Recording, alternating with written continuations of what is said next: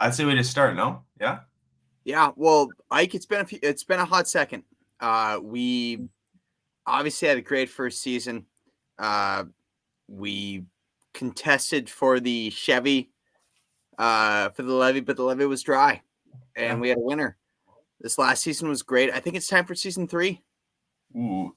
Well, so to recap a bit, maybe to give an introduction. So I'm Ike. I'm the host of the show.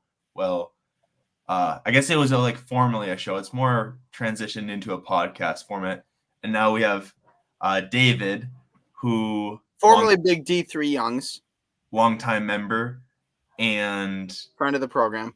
yeah. Anyways, we had a matchup, had a game first season. Was actually pretty sick. Would you agree? I would say it was competitive. Like, I'll be honest, Isaac, like as a college tennis player and coach, lifelong tennis person, I didn't watch a whole lot of pro tennis. Our first season got me into pro tennis, like big time. Yeah. Yeah. There's nothing like man, this do you see that like going on my teeth? Yeah, I see. Yeah, it's tough. You look like Justin Jefferson. Dude, my bling like this is my drip, yo. Yeah, I like it, man.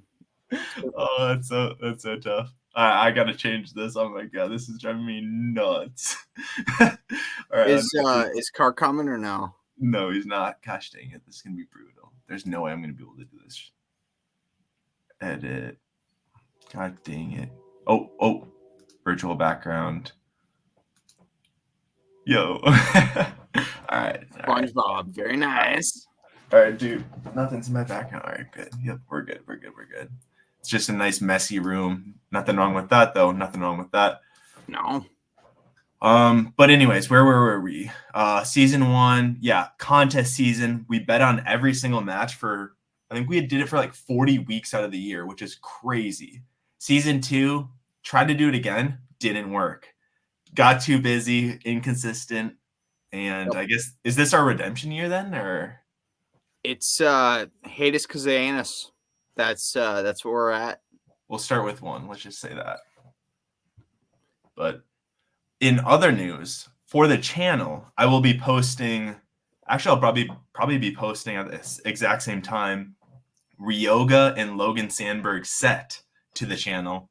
Absolutely fire set. The best set that we've had on the channel. Super very good tennis, and I'm lucky to call both of those gentlemen members of the Cobber men's tennis team. Yeah. So to give some of the people who potentially don't know what Cobber men's tennis is, what is Cobber men's tennis, Dave? So my name's David Youngs, close friend of Isaac, former doubles partner in college. Still, if I can get my butt out of shape, play some tournaments with him, but I digress. I'm the head men's tennis coach for Concordia College men's tennis. We've got an outstanding team.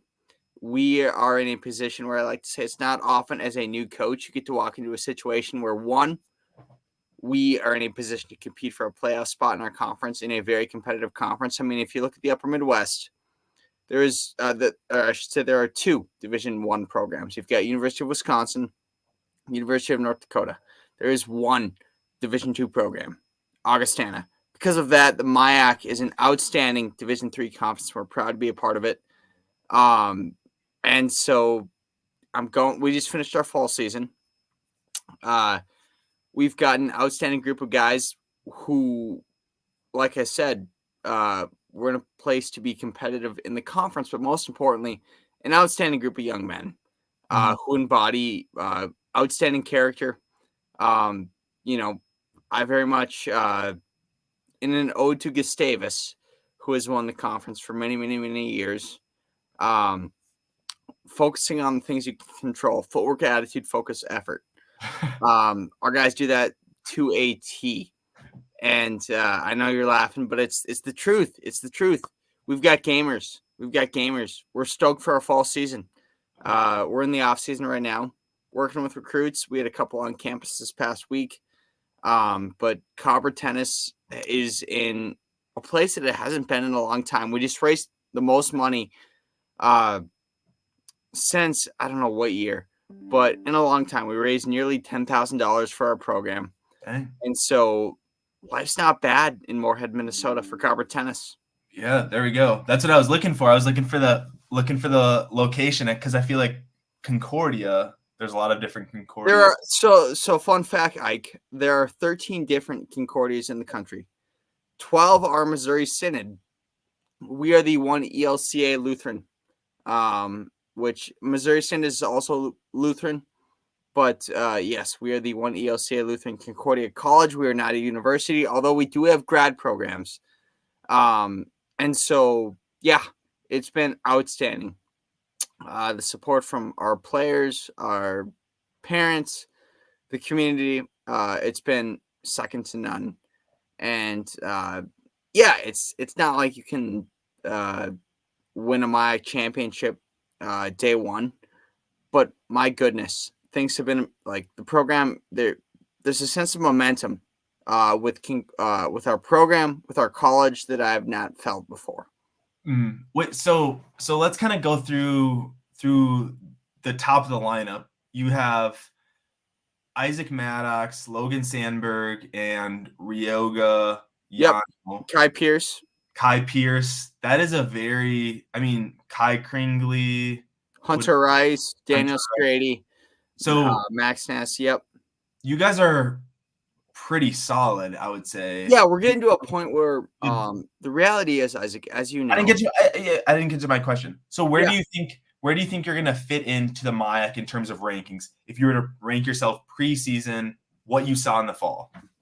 Well, we can't control results, and so I'm not going to put a number on us, but I'll say this. One thing that a lot of high school players struggle with is that, like, everybody that plays college tennis, I don't care if you're at Concordia, at the University of Virginia, who is very, very good, Division I. Everybody on your team played 1 or 2 or 3 in your program. And so our guys have recognized that, like, hey, like, I may have played 1 at Grand Forks Central High School, but hey, we've got other people who also played 1 at their school. And that's been extremely good to see that guys are willing to recognize it. Like, whether I play 1, whether I play 6, I'm contributing a point to the team. Because as you know, a point's a point. And that's very, very important. Setting the ego aside. Isaac Maddox, our number 1 singles player right now from Osakis, Minnesota, had an excellent fall. Took down McAllister's number 1 in a great match. But that was a big win for him. He pushed a top player from Carleton as well as Bethel in a scrimmage. And so, hey, things are looking good.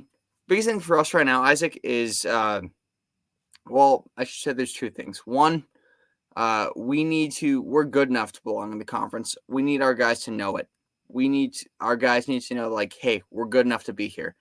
And 2, doubles is everything in college tennis, especially D3. Well, it's not everything, though.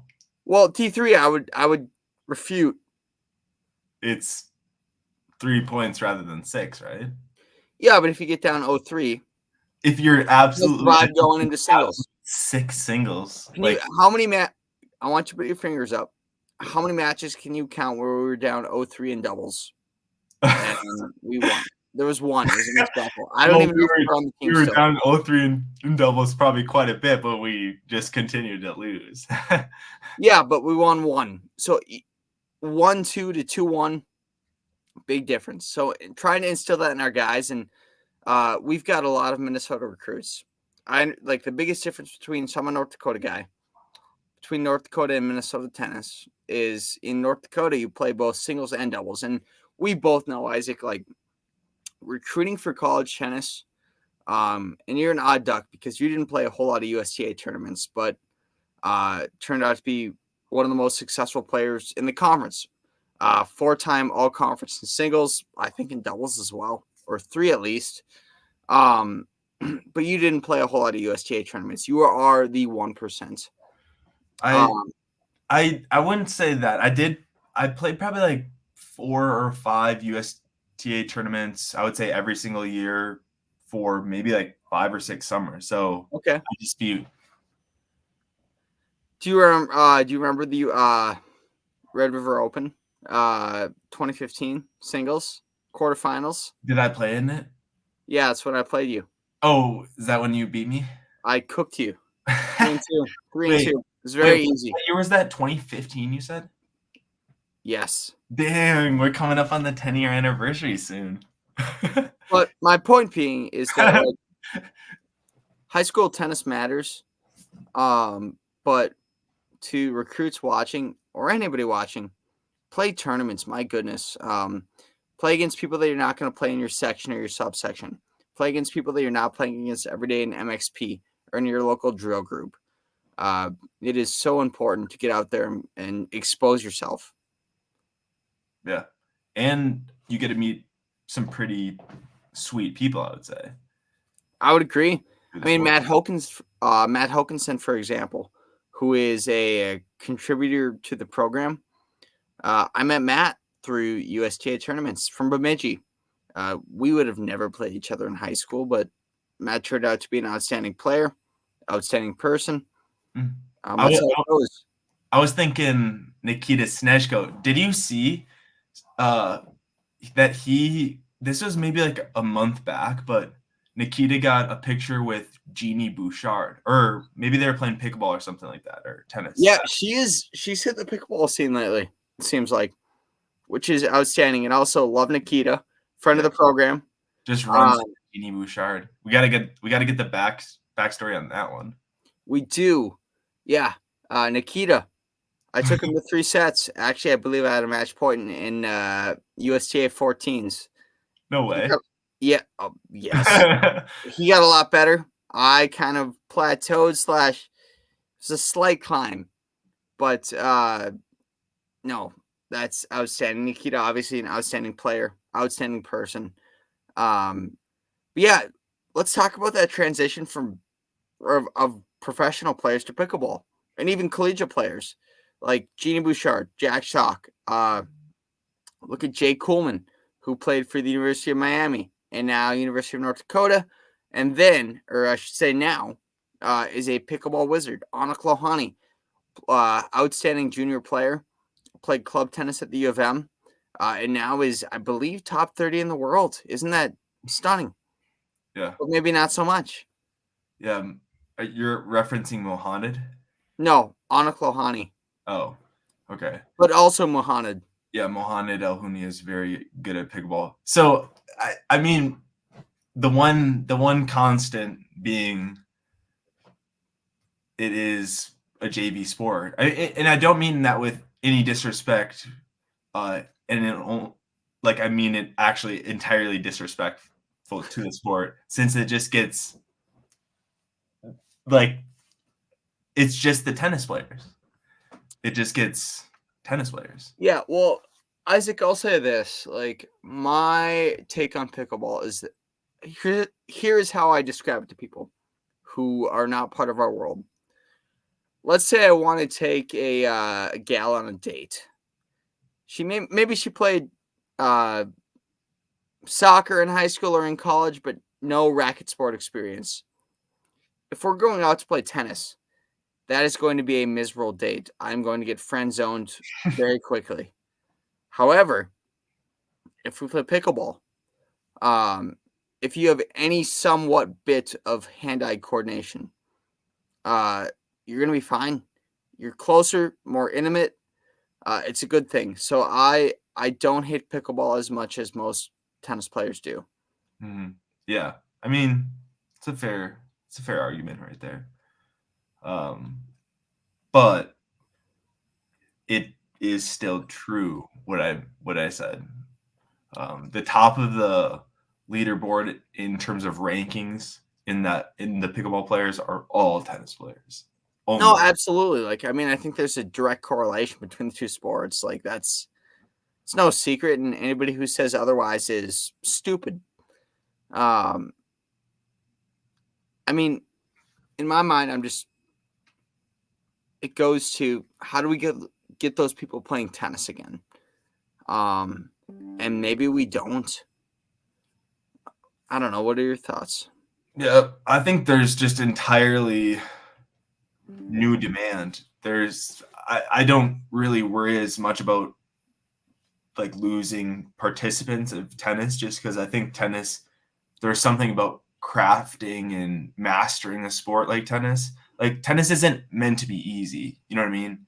It takes Correct. time to develop, but it becomes a game of strategy when you get, really good. Or Well, yeah, to your point, it's no secret. Like the winner of the last Olympic decathlon was asked, "What is the most difficult sport in the world?"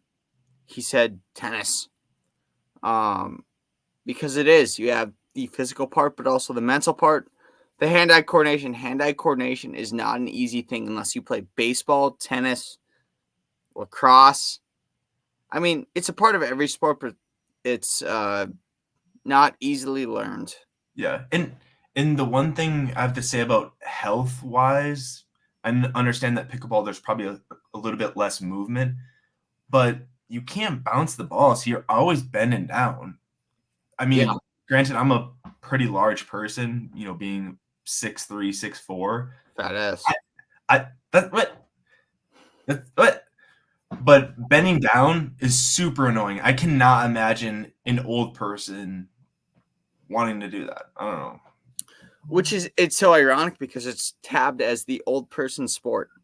But I do think in the last year we've seen more and more young people get into the game of pickleball. Hmm. Yeah. But Isaac, let's talk about you. You're getting married. Uh, you're going to Barcelona, well, not Barcelona, flying into Barcelona, Barcelona. but in the Catalonia region. Barcelona, yes, teaches. Nah, that's not how you say it, but yeah, I don't particularly want to talk about that. That's fine. But I do want to talk about Taylor Fritz's hair. Did you see his blonde hair? No. No. All right. Well, live on showing here. I gotta pop this up in a different Yes, tab. please do. I've been grinding, man. I haven't been on the computer much. So, if I told you Taylor Fritz got his hair dyed, what color do you think he dyed it? The bleach blonde that high school swim teams get when Yeah, they make state. you're exactly right. Oh my gosh. He looks like he's wearing a hat. Yep. I think he was at a Kygo. This is on Reddit. All right. Kygo is a great artist. Okay, let's see here. This is on Express. I'm not a subscriber. What the? Dude, my tabs are massive right now. Like filling up my entire computer. All right. I've only got 3, which is actually probably my personal best. Judo. I hate when there's paywalls. I'm not gonna pay. Not gonna pay. Not gonna pay. Not gonna pay. Are you saying you don't support capitalism? I do, but I I'm do not gonna pay for this picture right now. Okay. Present. Share screen. Taylor Fritz dyed hair blonde. Share.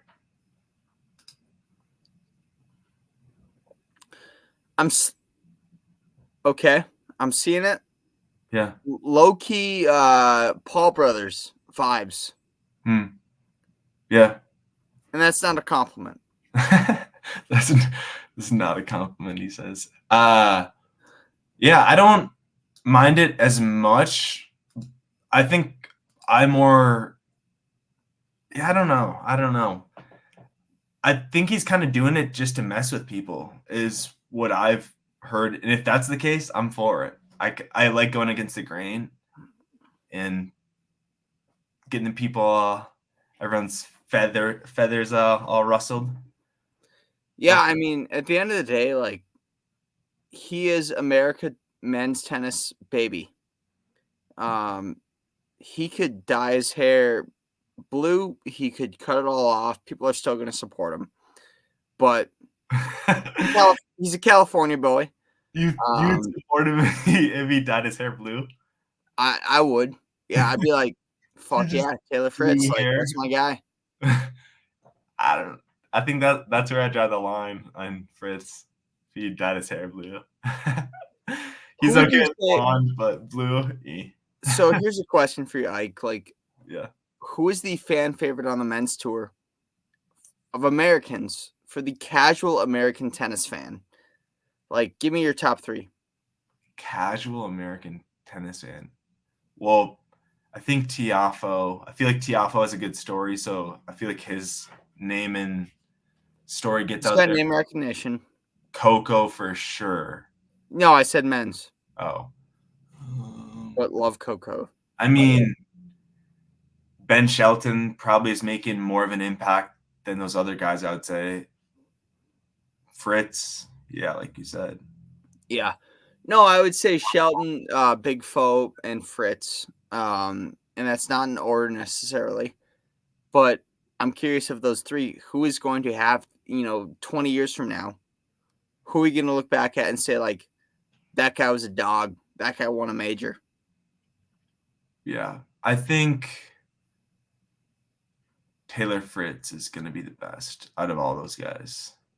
Yeah. No, I would agree. I think Shelton has, like, he's got a sexy game. He really does.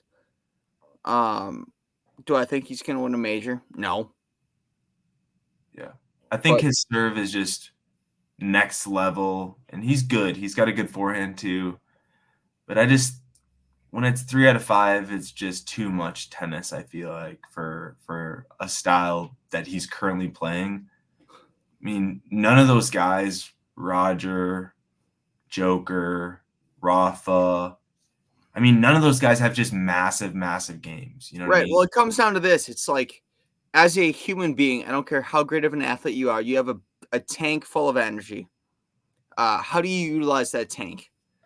And some players' tanks are bigger than others. Shelton certainly is not nearly as big as the big 3s. But yeah, to your point, I mean, Rafa, great serve. But it was never a, John Isner serve. Federer, great forehand. It was never as big as Roddick's forehand. But are we talking about that? No, we're talking about who won the most majors, who was the most successful. It's an all court schemism, you could say. Mm-hmm. Yeah. Now that the big 3 are kind of retired besides Joker, it really has opened up the field. I mean, Fritzy was playing for. Was he in the championship or was that a semi? No, he was in the final. Yeah, he was in the final. That was out. Was that Wimbledon? Oh my gosh, dude. We know nothing. We know absolutely nothing. Honestly, dude, I am stupid. Taylor. How do we not know? Oh, yeah. Okay. Reached his first major final at the 2024 U.S. Open, but lost to Yannick Sinner. I know he did. Yeah, I knew that. I was watching. Right, which Sinner in the airport. Which, like, Sinner is the next Djokovic, Federer, Nadal. Like, he is a 3, like, he does everything he needs to do. He manages that battery well. And hopefully in the next 10 years we get another American man like that, but, like, it's not there. Dude, you know what I really want? Like, for an American guy, I want Kyrgios 3.0. Like, Kyrgios, not just version 1, but version 2, but then also upgraded to version 3 before you even see 2 or 1. I want just a fuck boy who just doesn't care and is super sick. Dude, we could our podcast just pay. We could just pay Kyrgios under the table. Be like, hey, can you, like, get American citizenship? Because he is a beauty. He won't win a major. I mean, that run at Wimbledon would, he pushed Djokovic as close as he could have. Mm-hmm. But yeah, we need another Jimmy Connors. To be frank, in my opinion, I think Kyrgios has tamed down a lot. I mean, granted, he hasn't played too much in the last couple of years, but he's great in the booth, by the way. Yeah, he's not bad. He's got some work to do, but yeah, I want to see him back though. I want to see him on court playing, fired up, potentially in the running. And what I was saying before is it's not as deep. I think guys like Taylor Fritz, like I said before, or even Kyrgios, if he can make a run back, have massive realistic chances. Other big tennis news that we need to touch on. What are your thoughts on Jannik Sinner and that whole situation? How he got caught with drugs in his system is a very, very minor amount, but I mean, he still had it in his system. Yeah. So they took away his prize money from Indian Wells, I believe it was, and then it kind of has resurfaced, and he potentially might get like a ban. Yeah, this might be old news, but I did hear about this. No, but it's still lingering, and I'd put it this way: like tennis, we talk about number 1 in the world and number 99 in the world on the men's tour. Their talent level with forehand, backhand, serve, volleys, overheads, not that different. It's the mental game oftentimes. My point being, it's not like where you have the New York Yankees or the LA Dodgers, and then you've got the Colorado Rockies or the Chicago White Sox this year in the MLB, where there's a drastic difference in talent. Tennis players look for every 1% to get better. To psychopathic measures. Do I think it was intentional? Absolutely. Do I think that they knew that it was illegal? No. I don't. I would also say just did him taking this substance win him majors? Did it win him ATP 500s, 250s? Yeah. I don't know. Yeah, right. I'm not as angry about it as maybe I should be. Yeah, no. Those other fans, but I really don't think it's a huge deal. Like if it's, I mean, let's say we're ripping a Richard Gasquet cocaine situation. Not that cocaine is going to make Gasquet better, but hey, man, like maybe some help is the best option for you right now. Holistically as a human being, as tennis players, we like to talk about growing holistically. That's not the situation here. I'm not too worried about it. I think tennis fans don't have enough to cheer about too often or get involved about too often. So I think people are making a bigger deal than it needs to be. Yeah. Yeah. How about you? How about me for what? That situation. Repeat it again. Sorry, I spaced out. Jannik Sinner, drugs, performance enhancing drugs. Yeah. Yeah, I don't know. I think now that you just kind of explained that, I'm kind of on your side. Before I was like, damn, they should ban him. Like he definitely I mean, I think you definitely know when you're putting stuff on your body, whatever it is. But you know the ingredients. Yeah, it's so like if let's say my trainer who's gone to school and then grad school and then they've got their doctorate degree says, hey, this is going to help you feel better. I'm going to trust them and say, put whatever the hell you want in me. I'm not saying that. I'm saying more so in order to be a professional top 10 player, you're doing other things than this. This isn't a magical drug. This isn't giving you a magical thing. Right. I think in baseball, steroids are legitimately magical. Barry Bonds should be in the Hall of Fame. Just because it strictly makes you stronger, and baseball's way more one-dimensional than tennis. Like you can't just have a cure-all drug in tennis. Fair. I would also argue for baseball, though, Isaac, that baseball was in a really dark place in 1998. Coming off the strike a couple years ago, numbers were down. The battle between Mark McGwire and Sammy Sosa for the home run battle in 1998.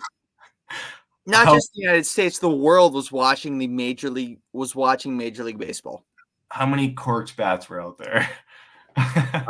No comment, but no comment. I'm not pro steroids, but I'm just saying. And you could relate this to the Astros a couple of years ago. It's only the good ones that get caught. I don't know what something popped up on my Facebook algorithm or YouTube algorithm. I can't remember which one it was. and it was someone playing in the big leagues, and it looked like it was from the early 2000s, maybe, or 90s, 80s, maybe even. I don't even know. And he broke his bat, and it was corked. Yeah. Yes, I've seen that video. And he runs and just plays it off like nothing happened. The ump's like looking at it, he's like, dude, this is corked. What exactly is a corked bat? Like, what does that mean? So there is a substance drilled into the bat that increases its pop, you could say. Like, what is it? Like a metal rod?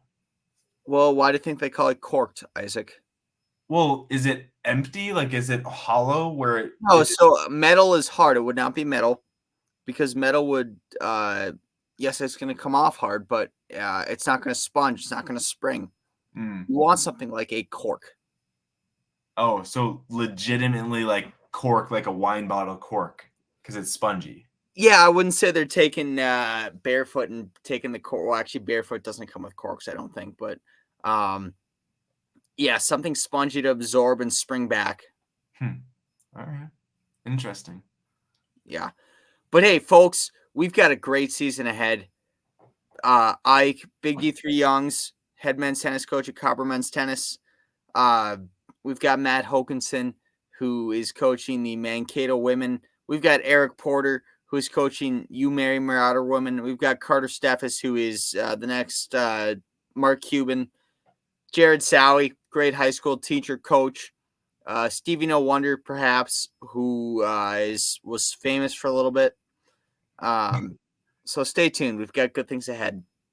Yeah, I feel like it might be a stretch with a lot of these people coming, but maybe not. Well, with us college coaches, we just can't talk about gambling, which actually there is speculation the NCAA is going to change the rule that coaches and student athletes can place money on professional sports, not college, of course, because that'd be. I was gonna be like, that's the worst idea. Yeah, no, not on college, but professional.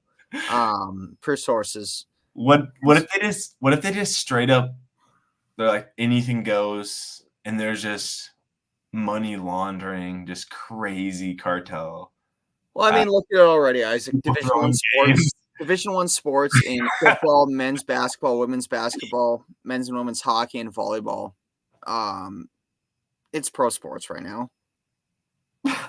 Imagine freaking Kai Pierce just getting money under the table just to throw a 4 singles match at D3 because that will not be happening. 25K on the match. Kai's actually in Ireland right now on a study abroad. We believe in the holistic approach to education at Concordia, where students learn in the classroom on campus, but in various activities, whether it be tennis, whether it be going abroad. So it was also Kai's birthday yesterday, as well as my birthday. So, Hey, the future looks bright.